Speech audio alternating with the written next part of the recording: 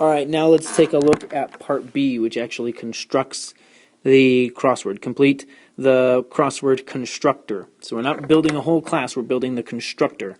Assume that to be labeled works as specified, so it returns true if you need to label that square, it returns false if you don't need to label it. This one I think is a little bit more understandable once you understand like how to do this. And I'm thinking first of all, first I'm looking at, okay, I'm building a crossword, so I need to go to my crossword class. And I'm looking at the partial class definition. Here's the crossword class. What does it take? Well, first of all, I notice that I have an instance variable which is a 2D array called puzzle. And it holds square objects, which is this. So I'm going to have to use this constructor. That's why it's highlighted. I'm going to have to use the constructor for a square, because if I build a crossword, it holds square objects. So I'm going to have to use that square constructor.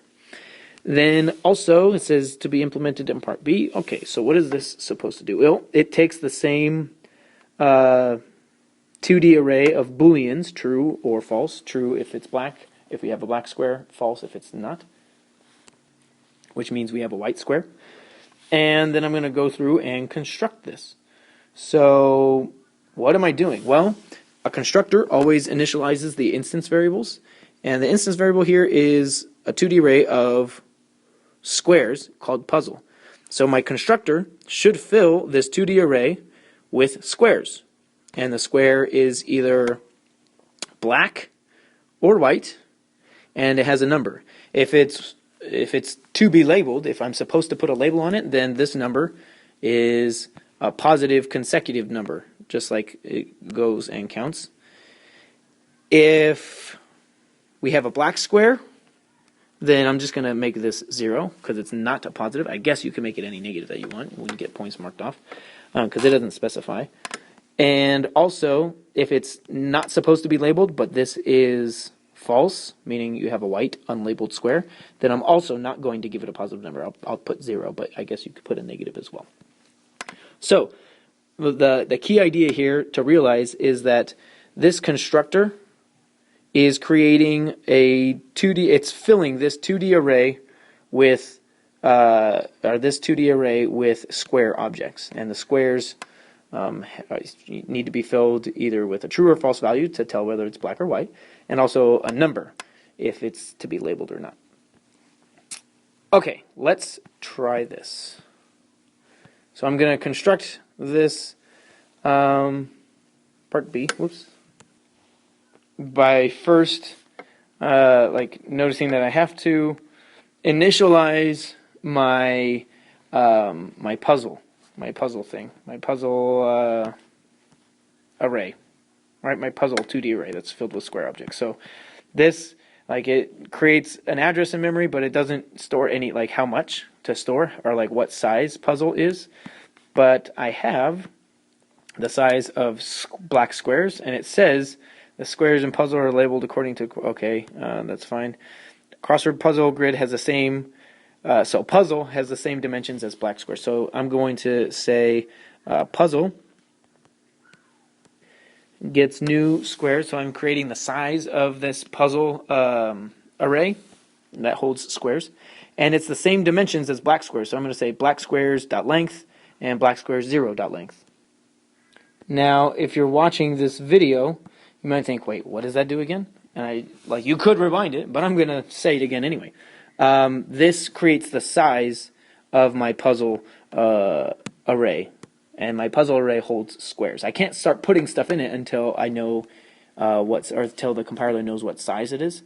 If this was an array list, then we wouldn't have to worry about that. We'd just use the .add, but we'd still have to create room for it in memory. But in this instance, we need to do this before we start putting stuff in, because it's not an array list. We need to tell it the size.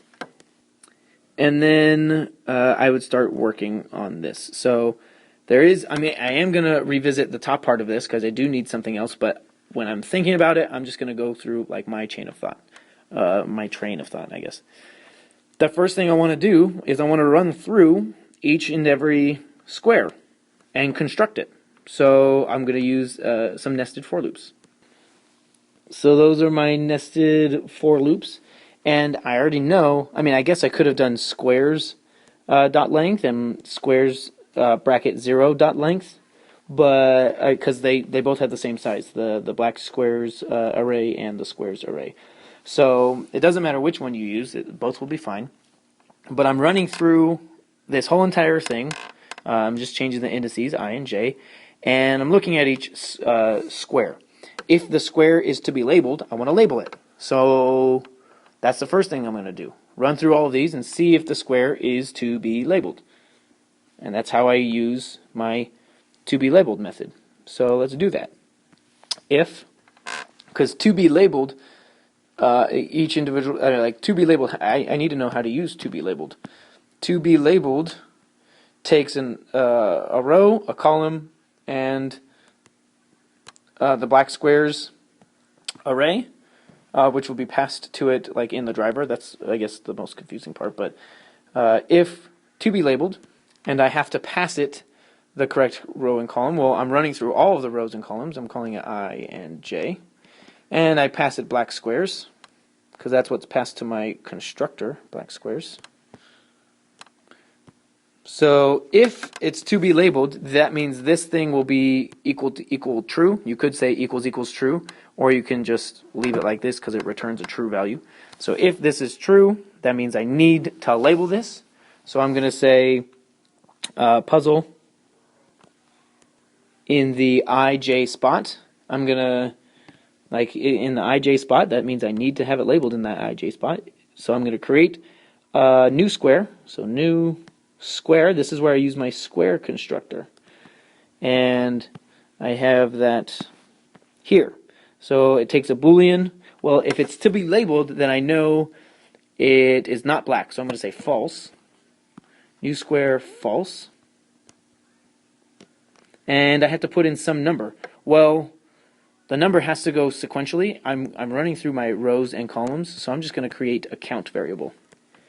And I'll start it at 1 because my first spot is 1. So if I'm supposed to label this with a number, then I'm going to create a white square that's to be labeled with count. But then I have to increment this count, so the next time it goes through, it gets incremented. So I have count plus plus. So what this does is creates a new square. And it has to be white because it's supposed to be labeled, so it has to be white. And I put in the number, but then I increment the number so that the next time this is used, it puts in a different number. It puts in the preceding number, the next number. So that should run through and label all. So that should run through and label all of the squares that need to be labeled. So it actually creates all the squares that need to be labeled. It creates them, makes them white, and labels them. But what about the ones that are not to be labeled and that are white still? So else if, and I have else if not to be labeled. So to be labeled is false. Else if to be labeled, I guess I could just copy this stuff. Or, yeah. So if that's false, meaning I'm not supposed to label it, but also, and, because I wanted to do the white squares, right? So if it's not to be labeled, and I have black squares, I, J, false, because then it's not a black square, right? It's a white square. So then I can say and there's a different way to do this, but I'll put it down here. And so I say if it's not to be labeled and black squares